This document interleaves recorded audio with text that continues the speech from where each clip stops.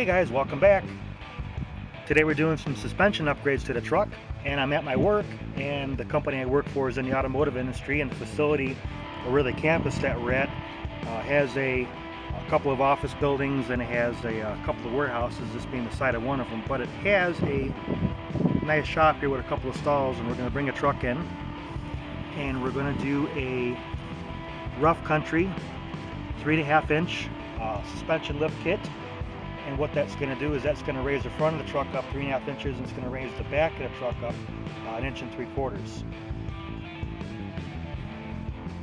Okay, so we're in my office. It's a little dark in here because we're here on the weekend. But here's the components we're installing today. Again, we got the rough country shock absorbers.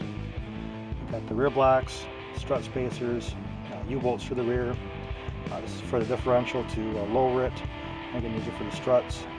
Skid plate I was hoping was a little bit bigger, but that's what that is. And then we got our Hellwig leaves that we're going to add to this as well, along with the associated U-bolts to go with that. So let's get this onto the truck.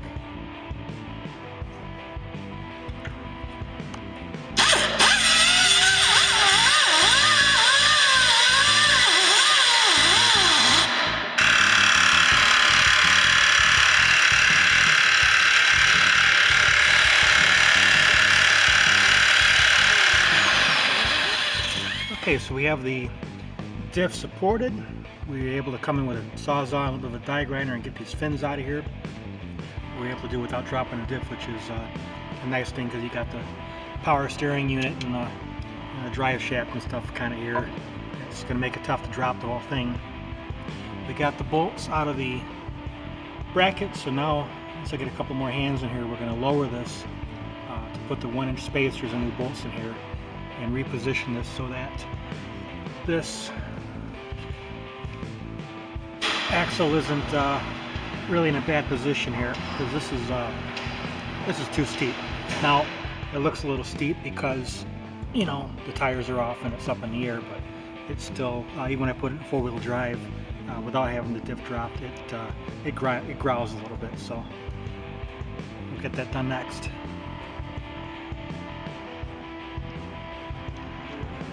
Okay, strut spacers in, which is all the way up there. Upper control arm drops really far. We had to cut out the bump stop and just hit it with a shot of Rust-Oleum up there. And we're getting ready to put the wheels on here and see what it looks like.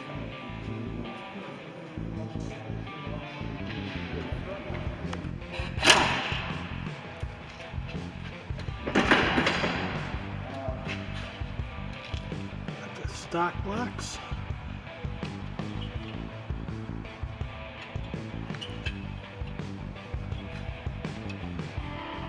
And new rough country blocks, new bolts.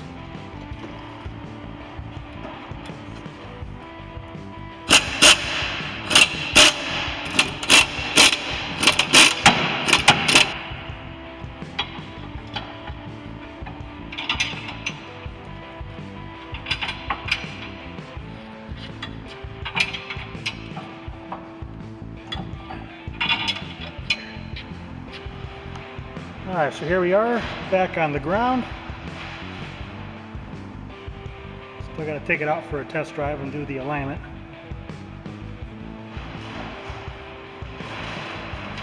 The old struts there. Definitely taller. Come back and do some measurements here in a moment. So helper springs. The camera's picking those up.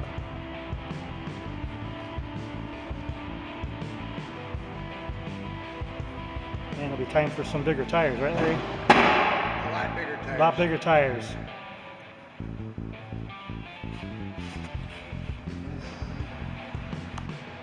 We just got the truck off the alignment rack and went for a little test drive. There she is there, all ready to go. Drives nice and straight.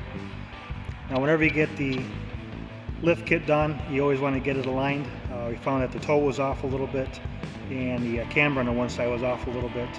It wasn't too bad. Most of it was actually still within tolerance, but the toe was definitely out of tolerance. And it was a big drop in the fuel economy. And part of it's probably because of the lift itself. We're up in the air a little bit higher, there's more drag on the vehicle. Part of it, in the previous video, I put these towing mirrors on it. We took the bottom skid plate. I'm not going to get a good shot of that here, but I'll show that another time. The bottom stock skid plate came out, and the metal skid plate that came with the rough country kit went in. So I think there's some wind deflection that's not happening there. And then the alignment was off a little bit. I had to go a couple hundred miles before I could get the alignment in.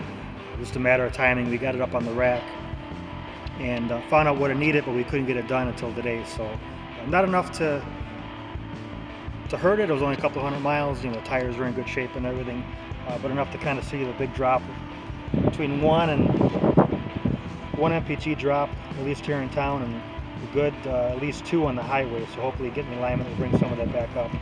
But overall, it looks good. We're ready to do our final after measurements. I had to do a set of before measurements off camera, and I did a set of after measurements off camera as well, just because I was getting different readings on different types of surfaces. Like right now I'm on my asphalt driveway versus the asphalt parking lot that I was in at work when I did this, and then on the concrete there in the stall, which is where I did the officials, because that was a constant. So just to give you an idea, this was at 36 was the official measurement, and 39.5 was the official after measurement. Even here on this surface, you can see I'm within an eighth of an inch of that. So this went up the full 3.5 inches here on the front. And if we move to the rear, we'll do the same thing here. This was at 37 and 3/4, and again with the rough country lift, that was going to be at 39.5 to match the front, and we're at 41.25. Again, this is showing a little bit short, but the official measurement was 41.25. So this actually went up a full 3.5 as well. Part of it was the blocks that we installed, and the remainder of the increase, if I get the camera in there, was the Hellwood leaves did raise the back of the truck up a little bit, giving it a little bit of a rake. And we had 3 guys here in the back. I want to say we're probably in the neighborhood of 550 pounds or so, and it only dropped about 1/2 of an inch. Not that we were rocking it, but just kind of having a few guys. I'm 185 pounds and it's not moving at all. Let's say jump on it.